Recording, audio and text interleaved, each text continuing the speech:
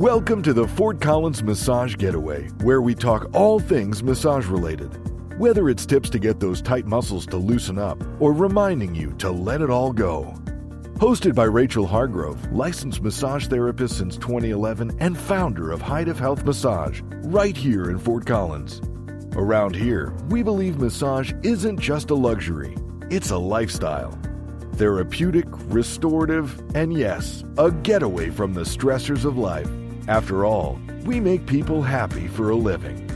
So take a deep breath and let's talk about what your body's been trying to tell you all week. Massage isn't just about muscles, it's about the mind. In today's episode, Rachel shares how therapeutic touch can ease emotional tension and support mental wellness. Welcome back, everyone. I'm Chelsea Earlywine, co-host and producer, back in the studio with Rachel Hargrove, licensed massage therapist and founder of Height of Health Massage. Welcome, Rachel. How are you? Great. How are you doing today? I'm doing good. I'm excited to be here with you and dive into today's topic. So, the first question I have is, can a therapeutic massage really help relieve anxiety or emotional tension? Absolutely. I mean, that's not necessarily the reason people come in. I mean, it really depends, but I feel like most of our clients, even if the reason they're originally coming in is for muscle tension, pain, things like that, they also realize like, oh, this is really nice. I feel so relieved and so tired and just amazing after a massage. So I think it's great for everybody for that reason. I definitely feel that way every time I get a massage. So, I get it.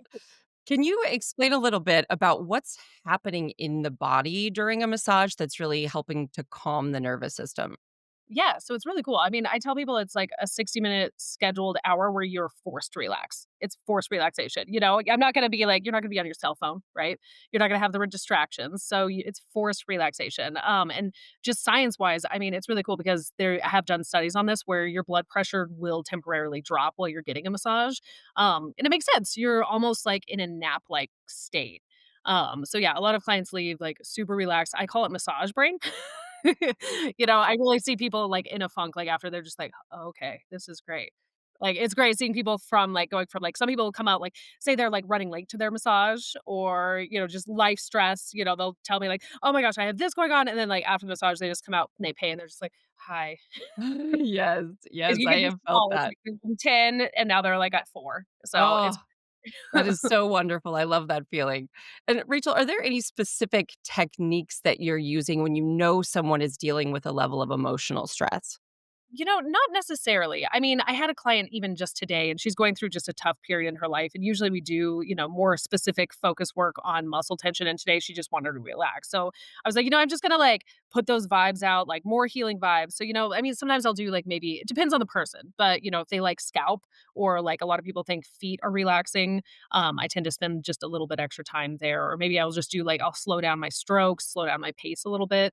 I definitely try to talk less if, I'm not one to talk unless they talk. So it kind of depends because some people relax by talking. But I think when you can really let go and not talk and just relax into your massage, that's best.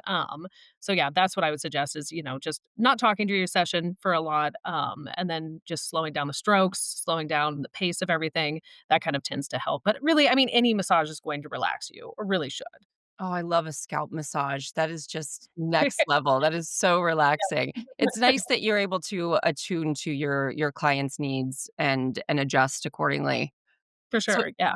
overall, how would you say you create like a very safe and supportive environment for clients who might be feeling really vulnerable? Yeah, so I've definitely had people share a lot of information, especially like even if you're seeing somebody for the first time, the people, it's a very vulnerable state to come in and like, I'm going to take my clothes off, like you're going to be fully covered the whole time, but it's still like a vulnerable position. And, like I was saying earlier, a lot of us don't have time to relax. And so that's also a vulnerable state of just being forced to lay down. Like, how often do we like just lay down for an hour, while during waking hours? So, yeah, I think it's you just have to set the environment. For one, I have it very nice and calming, relaxing music.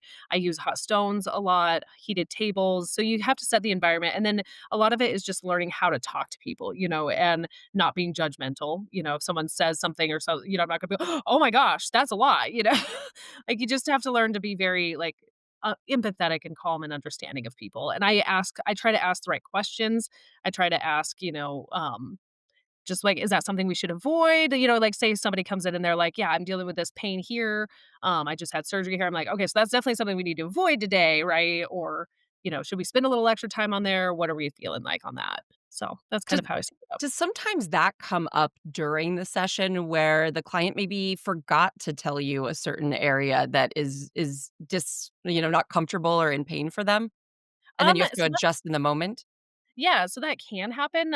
Most of my clients I've seen for years, so sometimes they'll be like, "Oh yeah, I forgot to tell you about this." So, but we already have that rapport where I've seen them for 5, 10 years sometimes where it's like it's not a big deal. It comes up more with like new people, and again, I think that's kind of like how you set the pace with the intake. Early on, one thing that I do with the intake process is I say things like, "Look, like this is about you. You're not going to hurt my feelings. Like I want you to leave here feeling better than you came in. So, if you're not speaking up, if you're not comfortable telling me, then I don't want you leaving me like, oh my gosh, that hurts so bad. So you're not gonna hurt my feelings. It's not about me, it's about you. So if something hurts, let me know. So I think setting that environment where you're just putting it out there of like, look, you telling me how you're feeling and how you're doing is actually going to let me give a better service to you. And it's gonna make us both happier.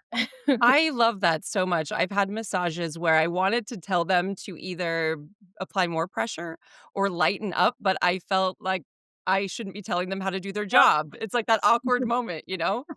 So I love Yeah. that you just set the stage, that feedback Yep. is welcome during the session. That's so Yep. important. And even checking in too, like, I think a lot of massage therapists will just ask, like, "How's the pressure?" And like what you were saying, a lot of us are people pleasers. You'll just be like, "Oh, yeah, it's great." And you're like, "No, it's really not." So that's why I always follow up with a, like, "Is it enough?" Is it too much? And then I kind of go from there. So, but you also don't it's a fine line because you don't wanna if someone's, like, relaxing, you don't wanna be every 5 minutes like, "Hey, hey, is that good pressure?" Especially, like, we're talking about, like, anxiety, like, someone's there to, like, Yeah. literally just mellow out. Don't ask them every 2 minutes how their Y pressure is, you know? yeah. Yeah, that makes sense. And so do you see massage as a way that it could be integrated as a broader mental health care plan? I think it can definitely work in, as part of, like, a healthcare team, just in, like similar to the physical sense. But like I was saying, like, literally the blood pressure drops. I see people just, anecdotally, I see people coming in from 10 down to 4. I mean, they just come in relaxed. It actually can help, with sleep as well, at least the day of, because if you think about it, like, your body is just more relaxed, your mental state is more relaxed, and so all of those things, I wouldn't say it's more of a secondary thing that helps with mental health. So putting your body in a better state puts your mind in a better state. If you can get more sleep that night, like sleep always has that effect on anxiety. So, and I mean, some people nap on my table. So even a nap, like how often do you get a nap? Even that alone can help, your mental state as well and anxiety. Yeah, absolutely. That makes sense. And do you have clients that give you feedback specifically related to their anxiety levels?